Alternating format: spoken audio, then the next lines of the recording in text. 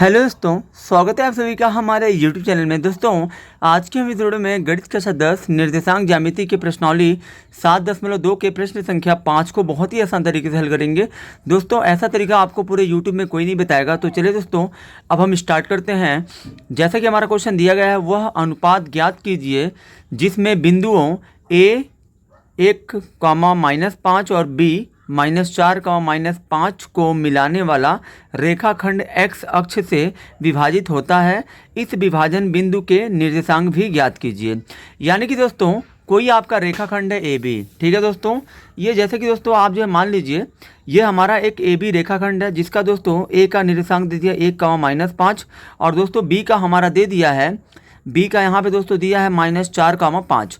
अब दोस्तों, ये जो AB है, ये दोस्तों एक तरह से आपका x अक्ष भी है, ठीक है दोस्तों। यहाँ पे दोस्तों क्वेश्चन में बोला क्या गया है, वह अनुपात ज्ञात कीजिए जिसमें बिंदुओं A और B को मिलाने वाला रेखाखंड, मतलब A और B को मिलाने वाला रेखाखंड हमारा यही है, AB को मिलाने वाला रेखाखंड x अक्ष से विभाजित होता है। यानी कि दोस्तों, ये जो AB पर ऐसा कोई बिंदु है जो मतलब दोस्तों AB को क्या कर रहा है, विभाजित कर रहा है। x अक्ष से विभाजित होने का मतलब ये है दोस्तों, यहीं पे मतलब ये जो AB जो हमारा रेखाखंड ऑलरेडी ये हमारा x अक्ष है AB, ठीक है दोस्तों। AB पे दोस्तों ऐसा कोई एक बिंदु है जो दोस्तों A और B को किसी न किसी अनुपात में बांट रहा है। तो दोस्तों वही अनुपात हमें यहाँ पे ज्ञात करने के लिए बोला गया है।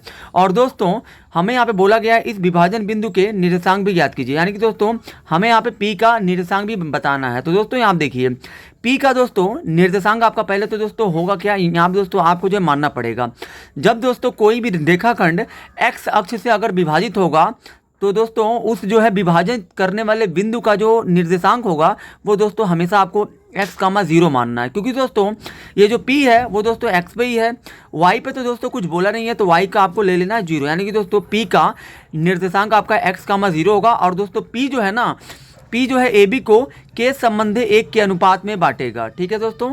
इस कंडीशन में दोस्तों आपको जो है AB को विभाजित करने वाले x अक्ष से विभाजित करने वाले बिंदु का निर्देशांक आपको x, 0 मानना है। और दोस्तों P जो है AB को के संबंधी 1 के अनुपात में विभाजित करेगा। तो दोस्तों इस तरीके से हमको विभाजन बिंदु मिल जाएगा, ठीक है दोस्तों। तो दोस्तों सबसे पहले तो आपको यहाँ पे लिखना है, दिया है बिंदु A बराबर जो भी दिया है उसको आपको लिखना है। फिर दोस्तों और B बराबर जो दिया है उसको भी हमने यहाँ पे लिख दिया है। अब दोस्तों यहाँ पे आपको लिखना है, माना हुआ बिंदु P का दोस्तों हमने निर्देशांक क्या लिया है, माना है हमने वो बिंदु P है जो मतलब AB को x अक्ष पर के संबंधी 1 के अनुपात में विभाजित कर रहा है। तो दोस्तों P का हमने माना है x, 0। यानी दोस्तों P का निर्देशांक हो जाएगा x, 0, क्योंकि दोस्तों x अक्ष से हो रहा है। अगर दोस्तों y अक्ष से होता तो P का आपको मानना पड़ता x पे तो दोस्तों कुछ बोलता नहीं, तो x का आपको 0 लेना होता। फिर जो y पे बात करता तो y हम लोग यहाँ पे 0, y हमारा हो जाता, अगर ये P जो है y अक्ष से विभाजित होता तब। अब दोस्तों उसके बाद देखिए, हमने यहाँ पे माना हुआ बिंदु x, 0 है। अब दोस्तों वह बिंदु तो हमने मान लिया x, 0 जो AB को के संबंधी 1 के अनुपात में विभाजित करता है। इस कंडीशन में दोस्तों आपको जो है अनुपात भी मान लेना है कि मतलब के संबंधी 1 के अनुपात में विभाजित करता है। अब दोस्तों यहाँ देखिए, वह बिंदु हमने मान लिया, P मान लिया, जो मतलब AB को के संबंधी 1 के अनुपात में क्या करता है, विभाजित करता है। तो दोस्तों जब भी दोस्तों किसी भी रेखाखंड को कोई बिंदु जब विभाजित करता है तो दोस्तों उस बिंदु का निर्देशांक हम लोग कैसे ज्ञात करते हैं। यानी कि दोस्तों हमें अगर यहाँ पे P का निर्देशांक बताना है तो Px, 0 इज इक्वल टू क्या हो जाएगा, m1 x2 plus m2 x1 बटा में दोस्तों m1 प्लस m2 होता है। फिर दोस्तों आपका होता है m1 y2 plus m2 y1 और बटे में दोस्तों होता है आपका m1 प्लस m2, ठीक है दोस्तों।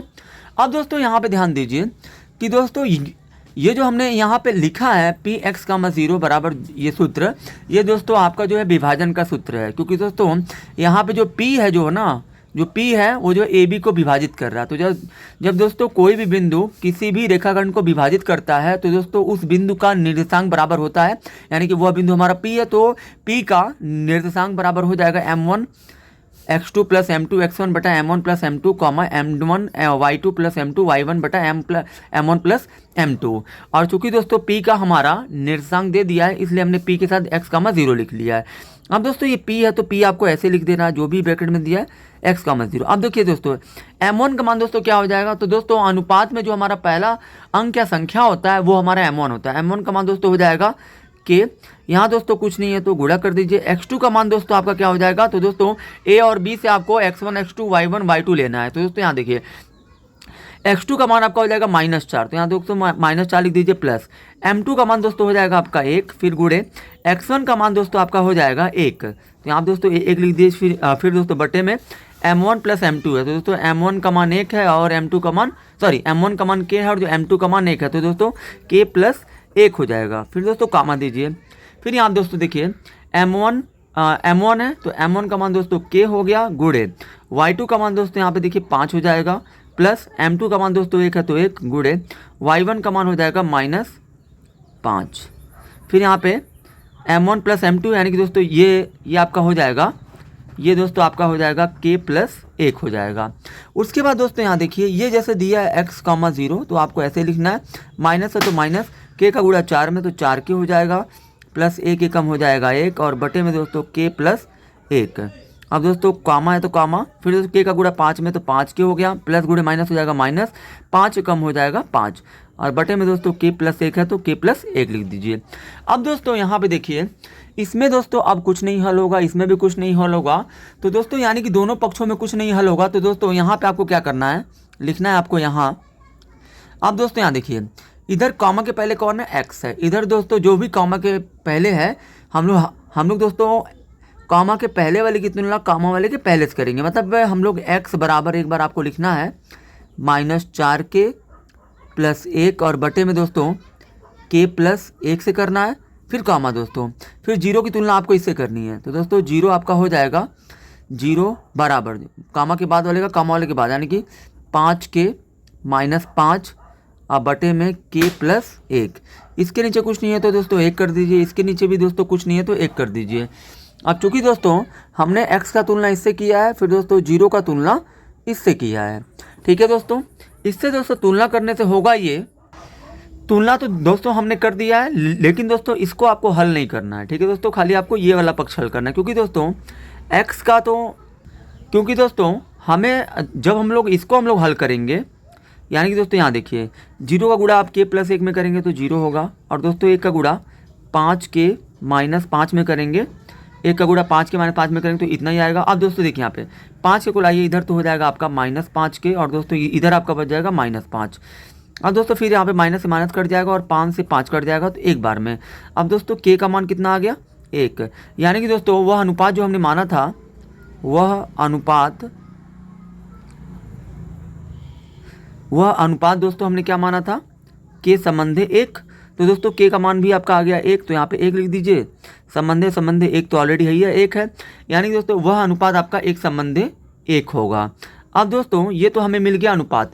दोस्तों हमने यहाँ पे x का तुलना इससे नहीं किया है, क्योंकि दोस्तों हमको जो है इसको हल करने पे दोस्तों k का मान निकल ही गया है, तो दोस्तों हमको जो है x का मान यहाँ से दोस्तों निकल नहीं पाएगा। इसको जो हम लोग हल भी करेंगे तो दोस्तों x का मान हमें नहीं मिलेगा, इसलिए हमने इसको ऐसे ही लिख के छोड़ दिया है नियम के अनुसार। और कॉमा के बाद वाले का तुलना कॉमा के बाद यानी कि 0 का तुलना इससे किया गया है, कॉमा के बाद 0 है और इधर भी कॉमा के बाद ये है, तो 0 का तुलना इससे हुआ है। तो दोस्तों इसको जब हमने हल किया, k प्लस 1 का गुणा हमने दोनों पक्षों में दोस्तों कुछ नहीं हल हुआ, तो इसका गुणा हमने इसमें किया और जो इसका गुणा हमने इसमें किया, तो 0 गुणा करेंगे पूरे में तो 0 होगा, बराबर 1 का गुणा 5 के -5 में तो इतना ही आएगा। यहाँ दोस्तों हमने हल किया तो k का मान आ गया 1, यानी दोस्तों वह अनुपात आपका हो गया 1 संबंधे 1। अब दोस्तों यहाँ पे हमारा क्वेश्चन में बोला है कि इस विभाजन बिंदु के निर्देशांक भी ज्ञात कीजिए, यानी कि दोस्तों जो ये हमारा p है, p का निर्देशांक दोस्तों हमारा क्या है, x, 0। इसका भी दोस्तों हमें जो है यहाँ पे मान बताना है कि दोस्तों ये तो हमको पता है 0 है, लेकिन दोस्तों x का क्या मान है ये हमको नहीं पता है। तो दोस्तों इसके लिए फिर से आपको क्या करना है, अब दोस्तों यहाँ पे आपको फिर से आपको पुनः p x, 0, मतलब दोस्तों वही जो विभाजन का सूत्र है वही आपको फिर से लिखना है। अब दोस्तों इसको जब हम लोग हल करेंगे तो दोस्तों p का हमें निर्देशांक ज्ञात हो जाएगा। दोस्तों जो भी यहाँ पे पूछा है इस विभाजन बिंदु के निर्देशांक ज्ञात कीजिए, तो दोस्तों वह विभाजन बिंदु हमारा p है, जिसका निर्देशांक दोस्तों x, 0 है, दे दिया, इसलिए हमने यहाँ पे लिख दिया। अब दोस्तों ये p है तो p रहने दीजिए, x, 0 तो 0। फिर दोस्तों यहाँ देखिए m1 का मान दोस्तों हमें तो मिल ही गया है, क्योंकि दोस्तों यहाँ पे दोस्तों अनुपात का मान हमारा अंत में क्या आया था, यहाँ पे दोस्तों हमारा जो क्वेश्चन में M1 और M2 का मान दोस्तों हमारा एक संबंध 1 आया। तो दोस्तों यहाँ पे दोस्तों देखिए M1 के संबंध 1 का मान दोस्तों एक संबंध 1 आ गया, यानी कि दोस्तों हमारा जो होगा M1 का मान ये हो जाएगा और दोस्तों M2 का मान आपका भी 1 होगा। अब दोस्तों यहाँ देखिए M1 का मान 1 है तो 1 रखिए गुणे X2 का मान दोस्तों हमारा क्वेश्चन में कितना है, तो दोस्तों ए बी से ही आपको X1 X2 Y1 Y2 लेना है। तो दोस्तों X2 का मान हमारा दिया है -4, फिर प्लस M2 का मान दोस्तों 1 है तो 1 रखिए गुणे X1 का मान दोस्तों हमारा क्वेश्चन में दोस्तों आप जो जाके देख सकते हैं 1 ही दिया है, बटे में दोस्तों M1 प्लस M2 यानी कि 1 + 1 हो जाएगा। फिर दोस्तों कामा M1 का मान दोस्तों आपका कितना दिया, 1 दिया है गुणे Y2 का मान दोस्तों आपका कितना दिया है, तो दोस्तों Y2 का मान आपका 5 दिया है, प्लस M2 का मान दोस्तों 1 है तो 1 रखिए गुणे Y1 का मान दोस्तों आपका -5 है और बटे में दोस्तों M1 प्लस M2 यानी कि 1 + 1 हो जाएगा, क्योंकि दोस्तों M1 और M2 का मान आपका 1 है। अब दोस्तों यहाँ देखिए, यहाँ दोस्तों इसको आपको ऐसे लिख देना है Px, 0। अब दोस्तों यहाँ देखिए माइनस है तो माइनस, 4 एकम हो जाएगा 4, प्लस 1 एकम हो जाएगा आपका 1, बटे में 1 1 हो जाएगा 2, कामा ये दोस्तों 5 का गुणा 1 में करेंगे तो 5 होगा, प्लस गुणे माइनस हो गया -5, बटे में 1 1 हो जाएगा 2। अब दोस्तों Px, 0 इज इक्वल टू -4 + 1 है, तो दोस्तों माइनस वाला बड़ा तो माइनस आएगा, 4 में से 1 गया 3 बटा में 2, कामा और दोस्तों यहाँ देखिए 5 में से 5 गया 0 बटा 2। अब दोस्तों यहाँ देखिए Px, 0 बराबर -3 बटा 2 दिया है और 2 से 0 में भाग देंगे 0।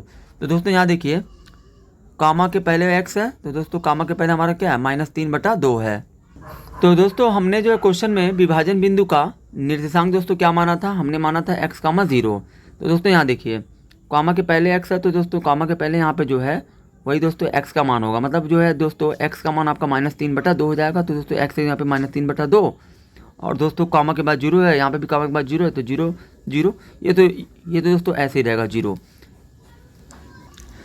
तो दोस्तों जो हमारा क्वेश्चन में दोस्तों 2 चीज़ पूछा था, अनुपात और विभाजन बिंदु का निर्देशांक। तो दोस्तों विभाजन बिंदु का निर्देशांक हमारा -3 बटा 2, 0 होगा। आई होप कि दोस्तों आप सभी को ये वीडियो बहुत ही ज़्यादा पसंद आई होगी। अगर आप हमारे चैनल पर नए हैं तो हमारे चैनल को सब्सक्राइब जरूर करें।